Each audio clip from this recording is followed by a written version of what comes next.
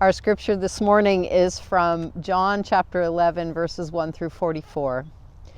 Now a certain man was ill, Lazarus of Bethany, of the village of Mary and her sister Martha. Mary was the one who anointed the Lord with perfume and wiped his feet with her hair. Her brother Lazarus was ill. So the sisters sent a message to Jesus, "Lord, he whom you love is ill." But when Jesus heard it, he said, "This illness does not lead to death.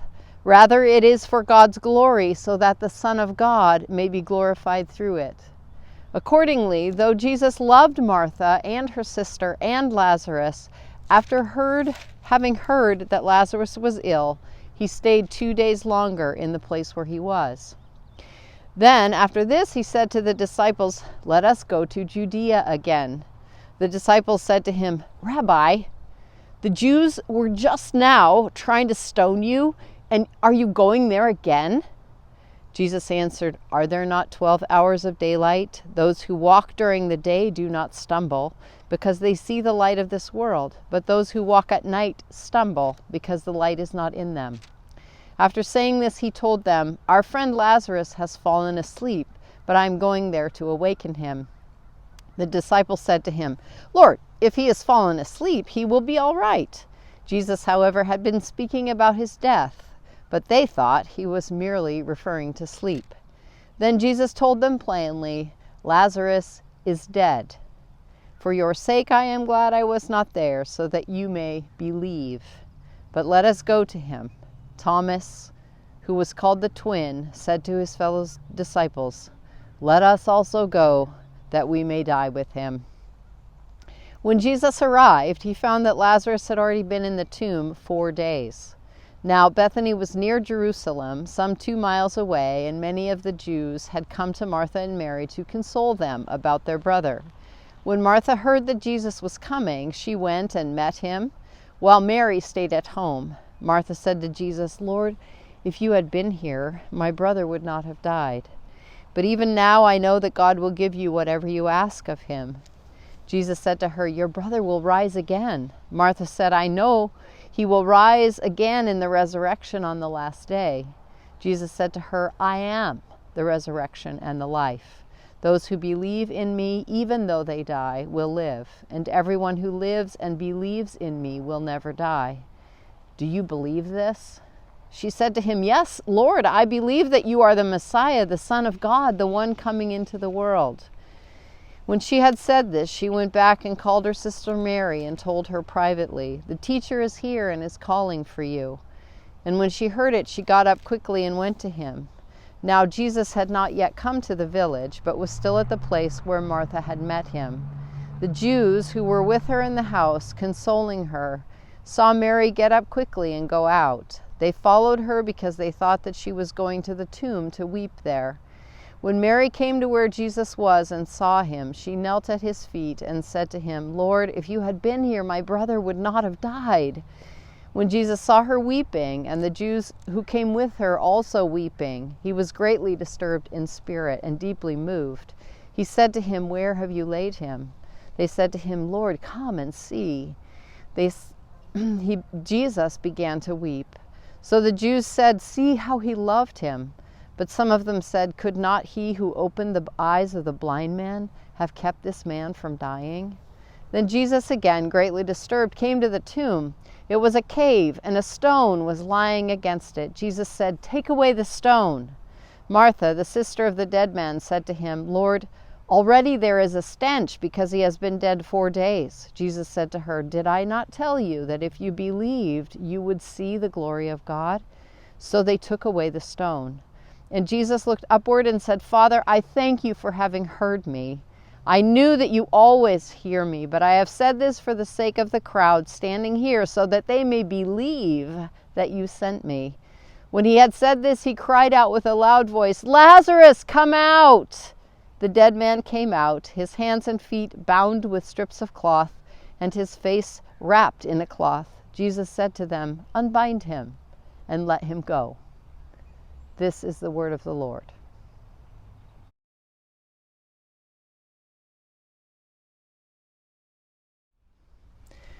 John 11 gives the account of Jesus' most dramatic and powerful miracle in his entire ministry, raising Lazarus from the dead after he had been in the tomb for 4 days and his body was beginning to decompose. Because this miracle is not mentioned in the Synoptic Gospels, some scholars have argued that it's not genuine. The story reads like an eyewitness account. It's unlikely that John would have fabricated such a fantastic story and presented it as a true event, knowing that others easily could have refuted it. The Synoptic Gospels relate 2 other resurrections from the dead that Jesus performed, which John omits. We can't know exactly why the inspired writers included some incidences and omitted others. But if we keep John's purpose in mind, that he wrote these things so that his readers may come to believe that Jesus is the Messiah, and that through believing might have life in his name, we can embrace this story as true. With that, we can deepen our knowledge and understanding and faith in this powerful person, Jesus. Jesus had left Jerusalem because the Jews were seeking to kill him and was ministering across the Jordan River where John was at first baptizing, when a word came to him from Mary and Martha that their brother and Jesus' friend Lazarus was sick. John emphasizes more than once that Jesus loved Lazarus as well as his sisters Mary and Martha. But then, contrary to what we would expect, rather than rushing to Lazarus' side to heal him, Jesus stayed 2 days longer in the place where he was. By the time he arrived in Bethany, about 2 miles outside of Jerusalem, Lazarus had been in the tomb for 4 days, setting the stage for this miracle. John begins the passage by letting us know something is wrong. Lazarus is sick, and it's so bad his sisters think he might die. The second thing we learn is that Mary and Martha and Lazarus are friends of Jesus. They aren't strangers or those standing by the side of the road hoping for Jesus to pay attention to them. These are people who have cared for Jesus as a friend and extended him hospitality in their home. They've broken bread together. John tells us it was Mary who anointed Jesus' feet with perfume and wiped them with her hair. She was an intimate friend of Jesus. They also had a belief about Jesus' response. They sent him a message that his friend Lazarus was ill. Certainly, Jesus would care enough to come. The message that seemed implied here is, Jesus, you have great healing powers. If you would use them on complete strangers and outcasts, certainly you would use them to heal the one you love, our brother Lazarus. Have you ever approached God with this same kind of expectation? God, I'm suffering with this, or my friend needs this kind of healing, or my finances are in bad shape, or something else that I know of needs your touch, and there seems to be no answer. In the case of the sister's request, Jesus' answer was, I'm not going to answer the question you asked the way you want me to, because I have a deeper answer that will be more widespread than you can ever imagine. Have you ever heard a no from God because God's yes elsewhere was bigger than you could have imagined? Jesus knew the purpose of Lazarus' illness, even from a distance.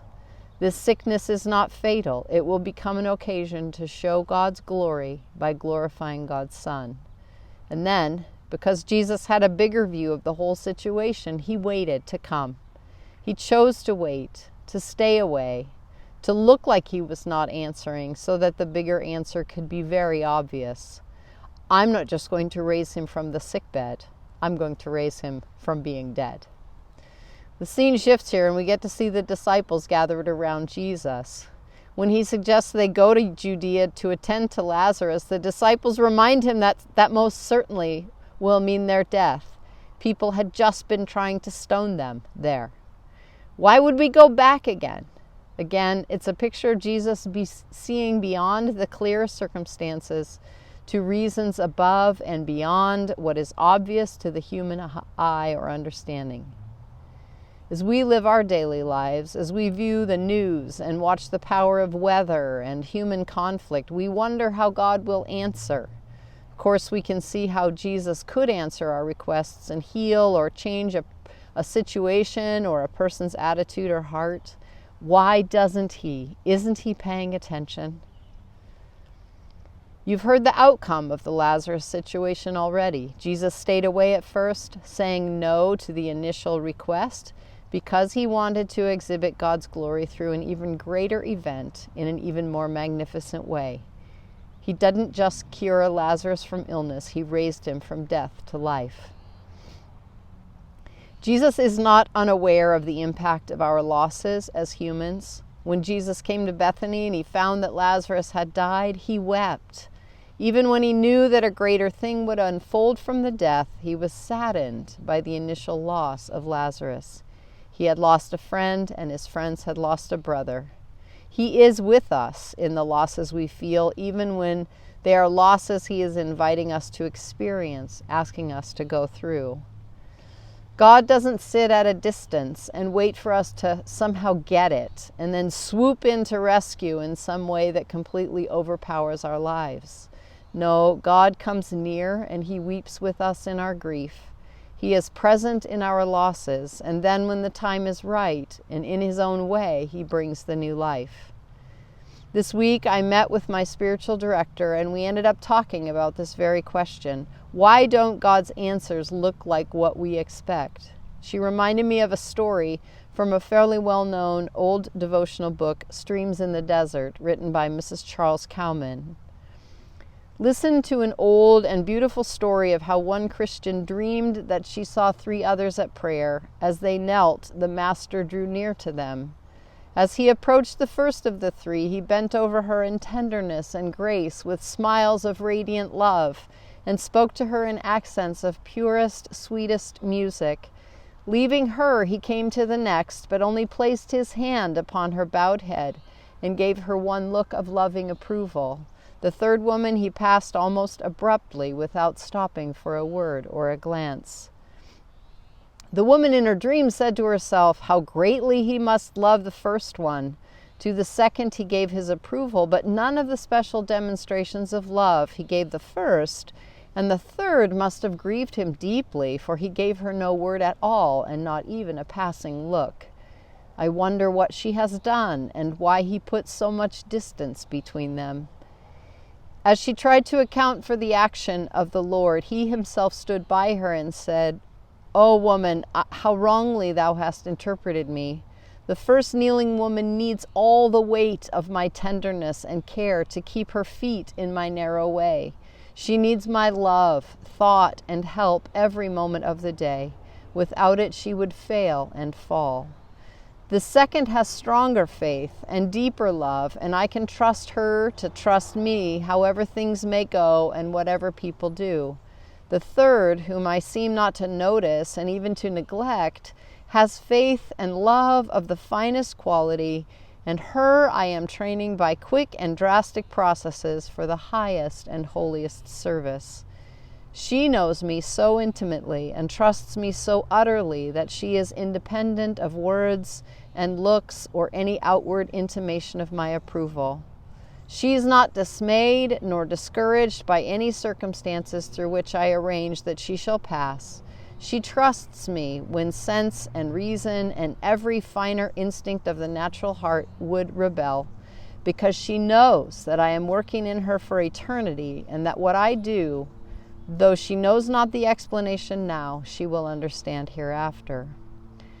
Do we dare trust that the hardships we face, the deaths we encounter, whether death to an idea, a long-held belief that is growing and changing, or the physical death of a loved one, are completely in God's hands? Can we believe that Jesus will bring beauty and life from what looks like death? The visual art spread that has been part of our Lenten journey has one small insight for us today.